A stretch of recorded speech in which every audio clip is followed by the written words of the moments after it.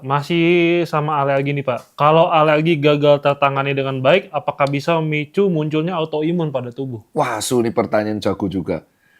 Ini buat diterangin ke teman-teman ya. Autoimun itu ada spesialisasinya di bagian penyakit dalam. Oke. Dan itu biasanya rawat bersama, tergantung reaksi autoimunnya seberapa parah. Nah, dokter umum itu hanya bisa mengenali gejala superficialnya. Jadi kita akan autoimun itu intinya adalah imunnya menyerang diri sendiri karena dia menyangka tubuh kita tuh virus atau bakteri atau antigen atau alien corpus barang asing. Kok bisa? Walau alam, nggak ada yang tahu.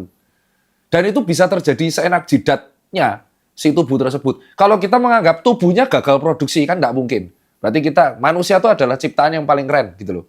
Jadi tapi ada yang misalkan dia sakit tidak tertangani dengan baik. Misalnya sakit tidak tertangani dengan baik. Akhirnya sistem tubuh mengalami peradangan yang kronis. Nah, ternyata ada protein yang mirip.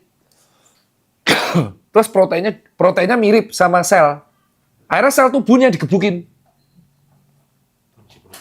Sama si autoimunnya. Ya udah habis lah. Itu terjadi sering di hati. Jadi ada orang minum obat, mengalami reaksi di dalam hepar, ternyata reaksi obatnya tuh toksin. Sehingga si heparnya ini malah dianggap musuh. Akhirnya reaksi peradangannya menyerang sel hepar. Sel hatinya malah dibunuh sama autoimun. Matilah orangnya. Nah, itulah disebut kenapa autoimun itu penyakit yang kita nggak tahu penyebabnya apa. Ya, tiba-tiba ada.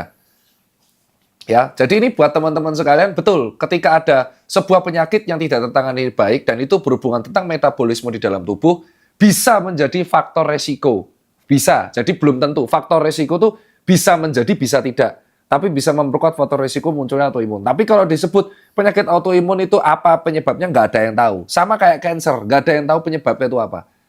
Gaya hidup itu hanya sepersekian persen. Kalau soal autoimun ya seperti itu jawabannya.